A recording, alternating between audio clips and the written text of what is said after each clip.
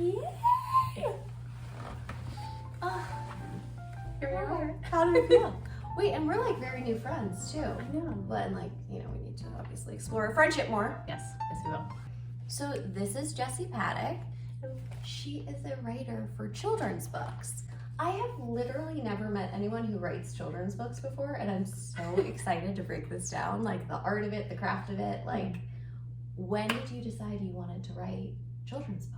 Well, I can tell you what, it was like definitely not my original dream. Really? Not at all. Like, wait, okay, so you went to NYU and then got your MFA at the new school, right? yeah. So I went to NYU undergrad for acting, which Wow, fellow actor. I didn't know that. yeah. So I did that. I was like I went to like Atlantic and did experimental theater wing and stuff. Okay. And that like mid-20s was like pretty clear. Well, at first that it wasn't happening, and then that I was like, I'm not pursuing this in a way that like is reflective of someone that wants to do it, if that makes sense. Yeah. So I had like a total meltdown, which as you do at that point, and then I still have meltdown. let's back it up because it sort of feels somewhat relevant. Maybe you can edit it out if it's not. But so at NYU, like my favorite thing, my favorite exercise that we did was one in which we had to write a monologue. And I like really enjoyed writing a monologue, and like the performance of it was like disastrous and horrible, but I really liked writing it. I'm sure that's not true, but I get that. It didn't go well. And so then, fast forward, I was like, okay, acting isn't quite it, and I just for fun started writing stories about kids. Because I just think kids are like interesting and just like developmentally it interests me. So I started writing about kids, and then like in what format? Like short stories, kind of. Okay. And I think I was like 28 at the time. It's like, you don't know anything about anything. 28. And I was like, but I really remember being like 8 years old. So I don't like, something about that just like felt like intuitive to me. Yeah. I think it not being connected to like work or what I was like pursuing, it was like really sort of easy. Just like fun and easy. Yeah. And so anyway, I was doing that sort of for fun, and then I was living in LA for a few years, and I moved back, and I was trying to figure out what I wanted to do. So I was like, I'll take some classes. So I took like a painting class and a writing class at the new school for like kids stuff. Okay. Which like I didn't love, but like I got some like material out of it. Yeah. And then I was on their like email list, and then I got an email one day that was like, have you thought about applying for your MFA? And I was like, wow, so those emails do work. It worked. You're like, ding, ding, ding. I was like, okay, sure. And then I like clicked, and they had a writing for children one, which was like the real catalyst. Yes.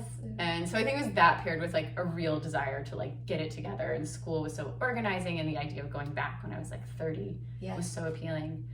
And so how long was that program? 2 years. I mean, I would have stayed for 20. That's amazing. Yeah. Oh, wow. Yeah, school's so much fun when your like brain is developed. Yes. In my opinion.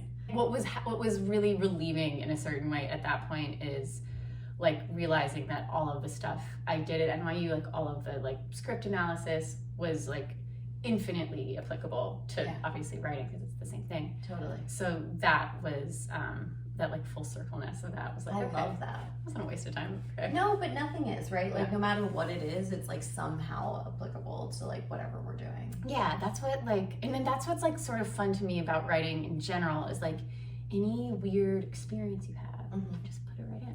Well, so I'm curious about that. So if you write about kids, are you like mining your childhood for all of these experiences? Yeah, like constantly. Yeah, I think I like ran out though. There's like So it seems that Swimming with Dolphins is your most critically acclaimed book on Amazon. Yes, it is.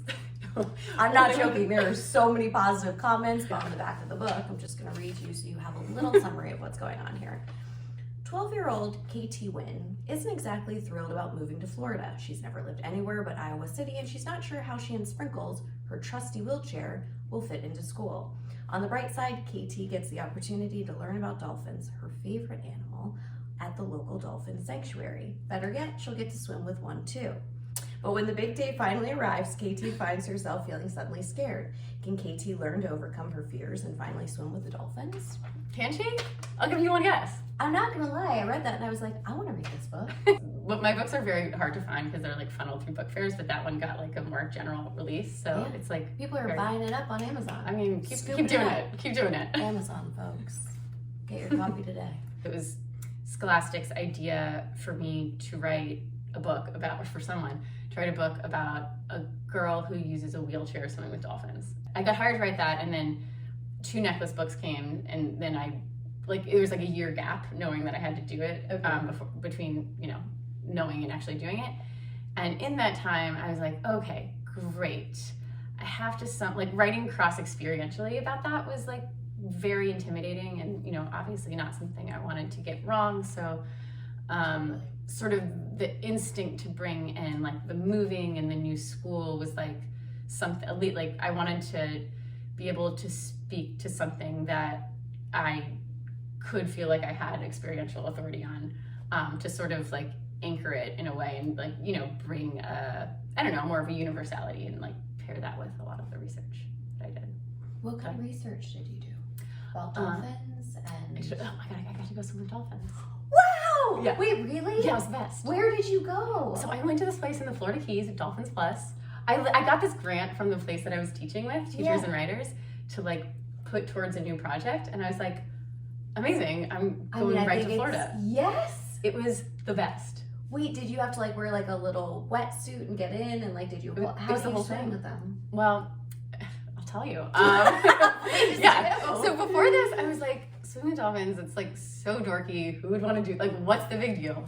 And I got there and I did it. I was like, I get it. This is like the best. But so I did this whole like shadowing a dolphin trainer for a day. So like I went behind the scenes and like learned like it's very scientific, very labor intensive, and like how they like measure out fish and which dolphins get medicines and all this stuff and like how they teach them new stuff. And then at the end it was like me and all these like tourist families with like children, and they like give you a little briefing, you put on like a little like life jacket, and then you like go in, and it actually sort of like informed the whole piece about the main character being afraid, because like I was like in there in this like murky like hell water, and you like the dolphins are so big. I can't even imagine. They're like so powerful and big. How big are they? Like the size of this apartment? They're the size, they're whales actually.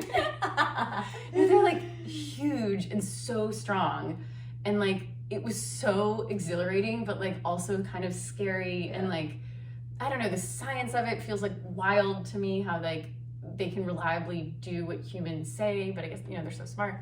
It was great. Like, did you hold on to their fin and they like dragged you? Yeah, I did. Really? Yes. And did you like hug them and were you like, we're friends? I gave one a kiss. What? Yeah. On the nose? Or just like on the skin? Wait, no, I think it was on the nose. It was like a first kiss. What? I loved it. I mean, I cannot recommend it enough.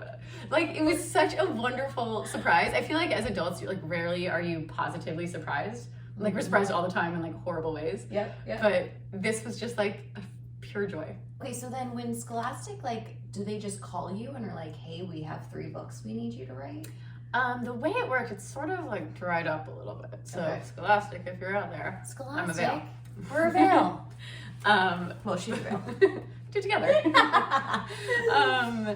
In my dream would be to like co-write something, but so I met my editor when I was in grad school. I did an internship at like not Scholastic, a different publisher. Okay. And again, doing an internship when you're like 31, it's great because I just like showed up, and like took it like seriously. I just was like somewhat reliable, and so anyway, so I met him there, and he moved to Scholastic right before my time there ended, but he sort of approached me literally off of like, I sent him an email being like, oh, it was like, so nice working with you, like best of luck. And then he was like, actually, Jessie, I have an idea. And I was like thinking about at the time if I was going to go into teaching or trying to work in publishing, and I thought it was going to be like a job as like an editorial assistant or like an opportunity for that. And then he was like, we actually like need this book written really quickly. And this was like the Gemini Academy one. He was like, you know, I know you want to write, and I think it could be a great opportunity for you, but like the catch is we need it done really quickly. Like, what's really quickly? He's like, in a month. And I was like, sure. And so he's like, here's the concept, you know, here's a little brief, but like, if you could, you know, send sample chapters and just like, if you want to rework anything, just like a summary of it in like a few days, we'll like look at it. And I was like with the ex-boyfriend, but we were in like, I'd like gone to LA to visit him, and we were supposed to take this like road trip like up to Napa. Nope. And I was like in the car with like a shitty computer, just like typing it. So anyway, so he came to me with that, and I think it was really just like they needed someone green enough, willing to work at that pace. Yeah. Which like was doable. Was it terrifying and like also very exciting? It's like terrifying, Yeah. but I think it was like sort of the ignorance is bliss thing. Yes. I was like, I'm just gonna like shoot my shot, you know? Yep. And I was so nervous about it that I like outlined it like incredibly well. And I was like, every day I'm gonna have to hit this amount of words, and I like stayed on schedule and like did it. And every book since then has not gone like that. I think like proving that I could do it, I was like, yeah, whatever. You're like, I'm good. So anyway, so from that, he was like, oh, I have a couple, you know, there's this necklace one. And then I pitched for that. And he was like, oh, great. Actually, I think they want to do another one. And then. Well, that must have felt so affirming too, to be like, I did it and they liked it so much that they're just continually giving you work. Yeah. That's great. It was great. And then, I mean, again, I like hope, I don't know if the pandemic affected stuff, but I would do these forever because I think they're so, it's like the way, what's challenging about it, but the way like upon reflection I've like thought about them is that it gives me the opportunity to like bring, this sounds like extraordinarily corny, so brace yourself. Oh, I love corniness. I love it. To like bring my heart to an idea as opposed to writing something that starts like from within. I love it. Yeah, Thanks for chatting with me. Of course, my Look at this pleasure. one. Also, Fun. like, look at this apartment. I just feel like I need photos so I can replicate. Come visit. The door is like generally open. I will. Maybe I'll bring you some wine next time. Yeah, do it. I mean, 11 a.m. is a little early for that, but So we'll see. is it? We don't know. Love you. Bye.